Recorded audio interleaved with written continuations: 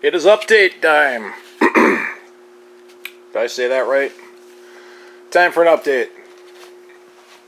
This is the hood for the crusty old 69 Charger SE RT. And like much of the car, God, I have pulled grocery bags of mouse nest out of this car. There was a grocery bag of mouse nest in the rear frame rails alone. And you could see what that does to rear frame rails. Yeah, they're the see-through kind. Alright, we've got doors and fenders. Driver's door cleaned up pretty good. Or the passenger door, that's what side we're on. So he cleaned up pretty good. There's not much at all wrong with it. That's an AMD fender, and I've got, yeah, there's some problems with this fender, which it's worth noting. Let's open the door into the Tundra. It's like 16 degrees out, and this is why we do things like this in Minnesota.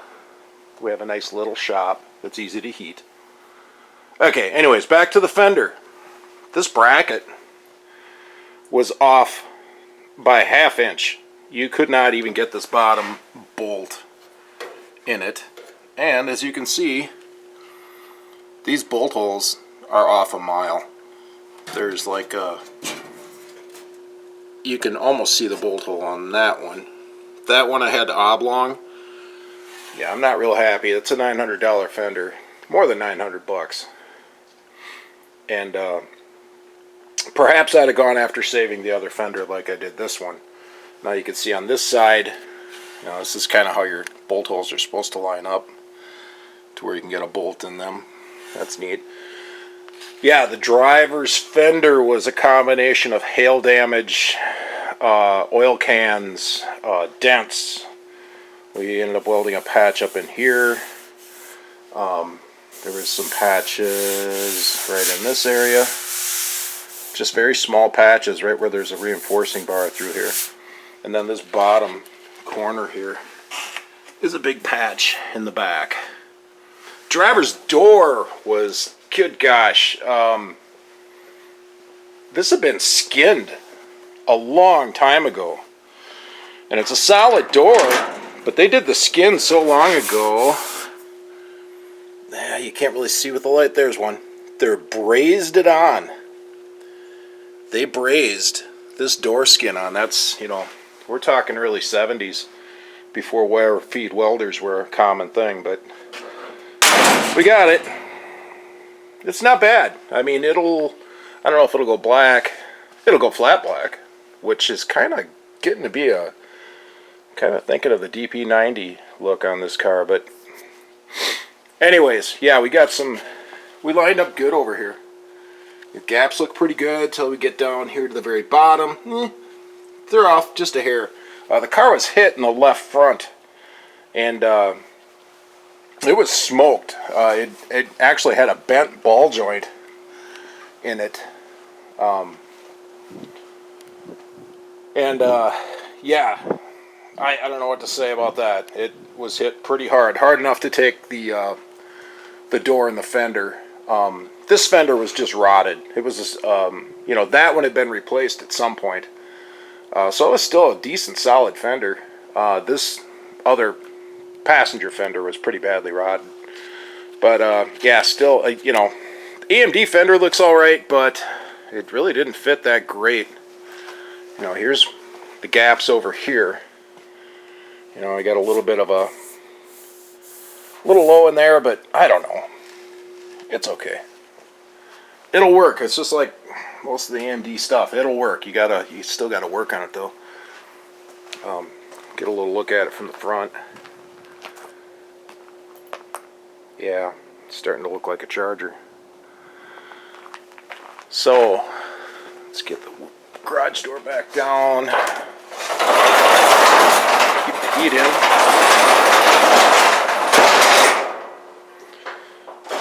Okay, so this stuff is on doors, fenders. Now I can hang the quarters and line them up with the doors and the fenders, because the doors and fenders are where they need to be. Yeah, you can see that body line. Pretty sweet. So the hood, I want to get that done and make sure my hood gaps are all right, and that I'm really hoping one fender's not going to be sticking out farther than the other, because we got them both gapped the same back here, and I really won't know until I get the hood on it. And because if this is a mess, I'm going to end up going through the factory kind of rotted out front fender and just building big pieces for it, which can be done, just takes forever. So anyhow, after the hood, we can get on to the hind end. And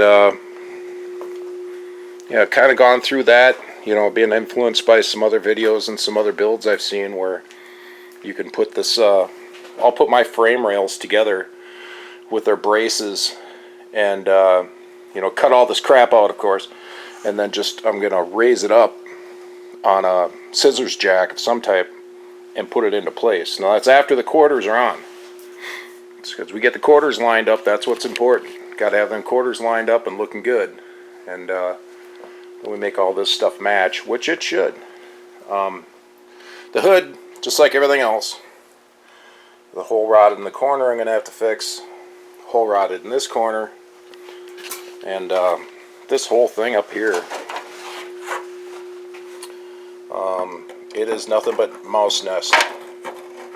Just, you know, it's going to be a bitch. You know, I'm considering cutting a hole so I can clean the goddamn mouse nest out of there. And you've got to coat. You know, I'll tell you what. I've lived in good old Minnesota out here in the country for 30 years.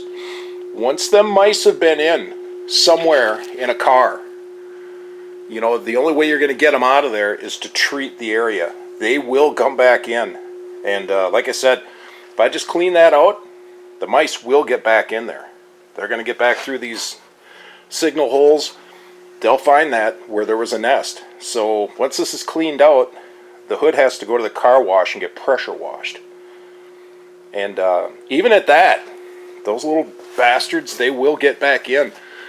The only way to keep them out of an interior like this one was I sandblasted everything in the roof and back here.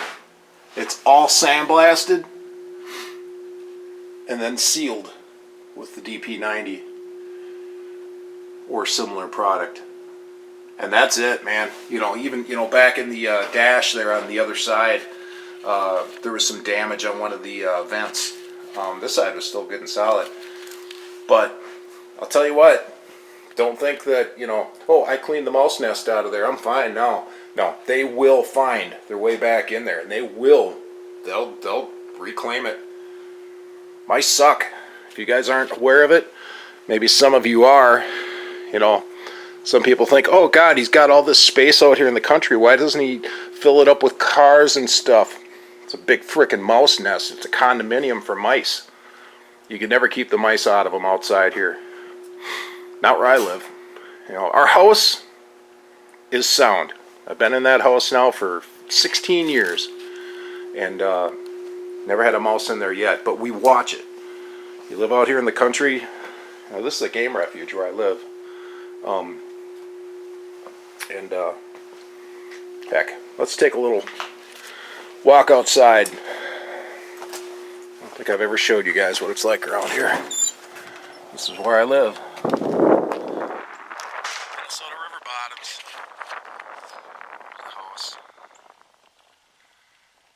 My wife's got her blow molds out. The good garage. There's no mice in that garage. That's where the Cuda, the Roadrunner, and my GTI live. The old loader. Oh, the king. The 1960 Michigan Clark.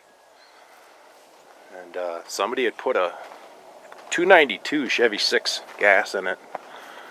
She's an old monster. That thing will move snow though, I'll tell you what. But this down here on the other side, I'm right down in the heart of a game refuge. So there's a lot of deer, a lot of turkeys and stuff, and a lot of god dang mice, I'll tell you what. So anyways, back to the shop.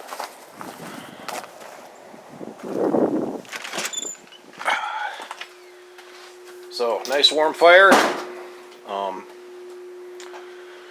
We'll cut this one off right here. Thanks for watching.